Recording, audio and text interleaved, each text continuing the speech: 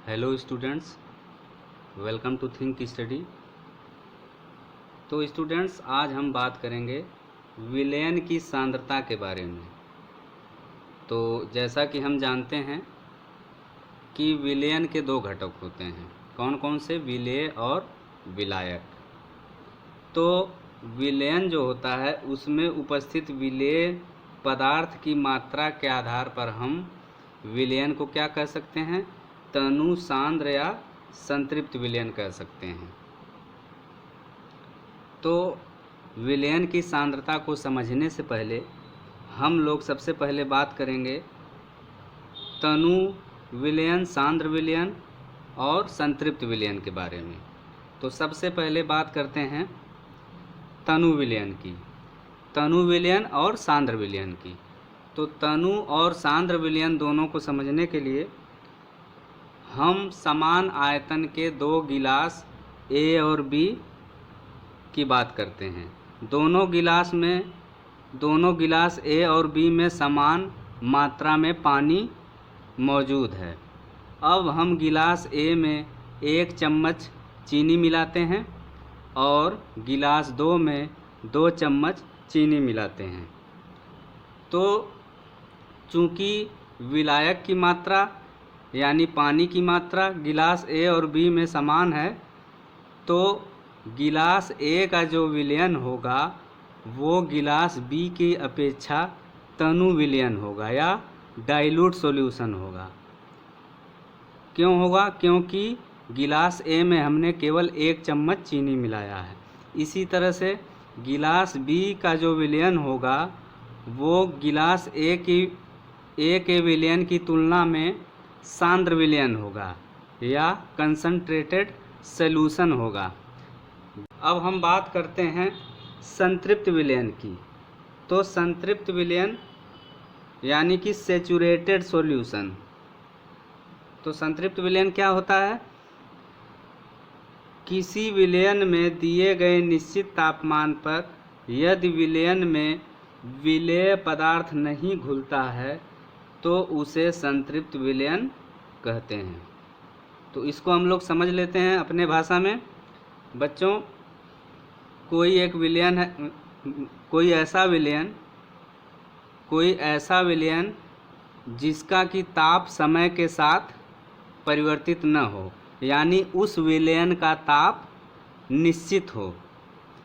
तो ऐसे विलयन में अगर हम विलेय पदार्थ मिलाते जाएं तो एक ऐसी स्थिति आएगी जब हम उस विलयन में और अधिक विलेय पदार्थ नहीं मिला सकते, यानी उस विलयन में उपस्थित विलायक और अधिक विलेय पदार्थ को न घोल सके। तो ऐसे विलयन को हम लोग क्या कहते हैं? संतृप्त विलयन कहते हैं। तो संतृप्त विलयन में विलेय पदार्थ की वह मात्रा संतृप्त विलयन में विलेय पदार्थ की वह मात्रा जो इस ताप पर, यानी जिस ताप पर वह विलयन संतृप्त हो, जो इस ताप पर संतृप्त विलयन में उपस्थित है, उसकी क्या कहलाती है? घुलनशीलता या सॉल्युबिलिटी कहलाती है। इसी तरह से अब हम बात करते हैं असंतृप्त विलयन की। तो स्टूडेंट्स, असंतृप्त विलयन यानी कि अनसैचुरेटेड सॉल्यूशन क्या होता है? बच्चों, ऐसा विलयन जिसमें विलेय पदार्थ की सांद्रता संतृप्त स्तर से कम हो तो वह विलयन असंतृप्त विलयन कहलाता है। बात करते हैं विलयन की सांद्रता के बारे में, यानी विलयन की सांद्रता की परिभाषा क्या होगी? किसी विलयन में विलायक की मात्रा,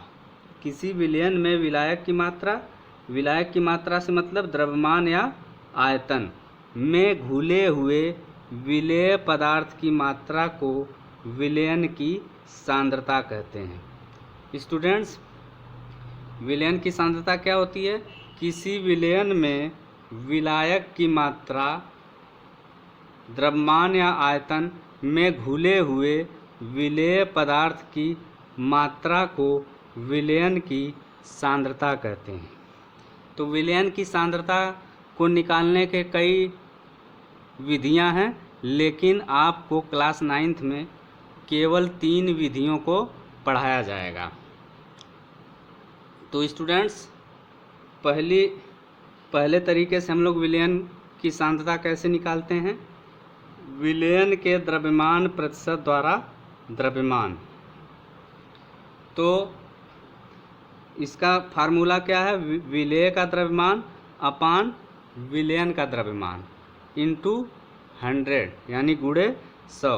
पहला सूत्र हमारा ये हो गया। दूसरा तरीका क्या है कि विलयन के आयतन प्रतिशत द्वारा द्रव्यमान निकालना, यानी विलयन की सांद्रता निकालना।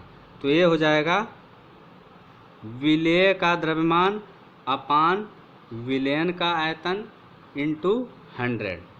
इसी तरह से तीसरे विधि द्वारा विलयन की सांद्रता कैसे ज्ञात की जाएगी।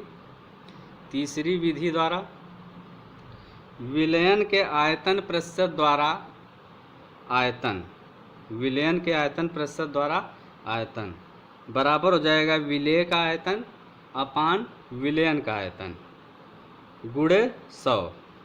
तो ये तीनों फार्मूले जो हैं आने वाले क्वेश्चंस पे आप लोग लगा सकते हैं।